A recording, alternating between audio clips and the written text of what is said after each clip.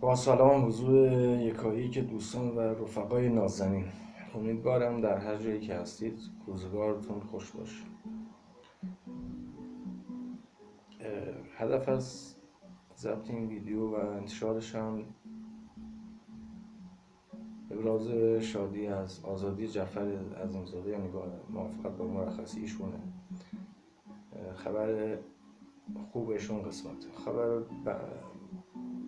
نه بد نه خوب این که دادگاه ساوه ایشون رو احضار کرده و دوباره همون اتهامات رو تکرار کرد.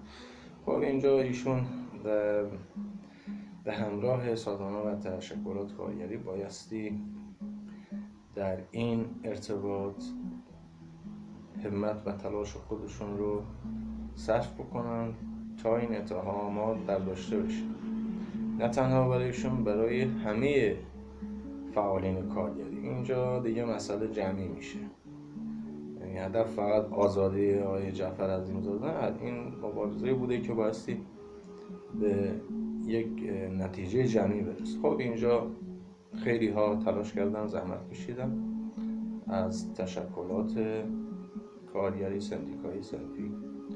من خودم مثلا از آقای رضا شهابی نوبه خودم، سهم خودم تشکر میکنم. در اون حضورش در بیمارستان نقطه قوتی بود در این تلاش ها و همینطور خیلی از کسان دیگه که ما متاسفانه الان اسمشون و اسامیشون در خاطرم نیست، اما خودم شخصا نوبه خودم تشکر میکنم. در قدم بعدی آنچه که مهمه بحث تشکلات و تشکیلات کارگری مستقل. خب این امر باید به تحقق پیدا بکنه. خب این خیلی مهمه برای طبقه کارگر، یعنی فضا باید باز بشه و این فضا رو باید گرفت. حالا این که چگونه بعداً فعالین کارگری، تشکیلات کارگری، سازمان‌ها، احزاب و گرایشات چه نقشی خواهند داشت و چه نقشی میتونن داشته باشن، خب این بحث بعدیه. اما در حال حاضر هدف این تشکیلات و سازمان‌ها این باید باشه که تشکلات مستقل کارگری شکل بگیره. اونجا هم ما حمایت خودمون از جعفر عظیمزاده اعلام کردیم، حمایت مدنی خودمون رو، حقوق دموکراتیکیشون، از حقوق دموکراتیکشون حمایت خودمون رو اعلام کردیم و نه حمایت سیاسی. خب این خیلی مهمه این نکته. اما به عنوان یک فعال کارگری، حالا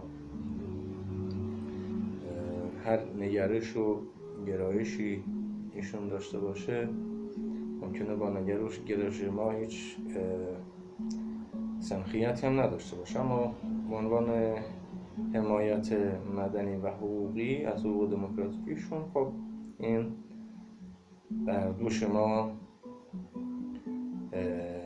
به اصطلاح سنگینی میکرد و ما باید این حمایت رو اعلام میکرد و خب خیلی هم حمایت کردن. به هر حال همه سازمان و تشکیلات و سندیکاها در فارغ از مسئله گرایش و مسئله اصطلاح ایدئولوژی، یا بهتر بگم به اصطلاح مسئله این که تفاوت‌های سیاسی که با هم دارن، در حمایت از تشکیلات کارگری و فعالین کارگری یک صدا باید باشه. خب ما این وظیفه رو انجام دادیم. یک نکته ای هم در رابطه با این تشکیلات کارگری هست که به نظر من باز هم باید همه فعالین کارگری و تشکیلات کارگری که به صورت غیر متشکل هستن، یعنی مخفیانه کار میکنن، یعنی همه تلاششون و همتشون این باشه که تشکیلات مستقل کارگری، تشکلات مستقل کارگری شکل بگیرن، تأسیس بشن، اونم به طور مستقل، نه غیر مستقل، وابسته به جایی وزارتخونه یا سازمانی نهاده باشه. یعنی تشکیلات کارگری بایستی مستقل باشن. من فکر میکنم که در همین حد کافی باشه. من چه که باید گفتم. امیدوارم که جعفر عظیمزاده و سایر فعالین کارگری این مسائل رو در نظر داشته باشن و به امید موفقیت همه این عزیزان و شکلی تشکلات کارگری مستقل.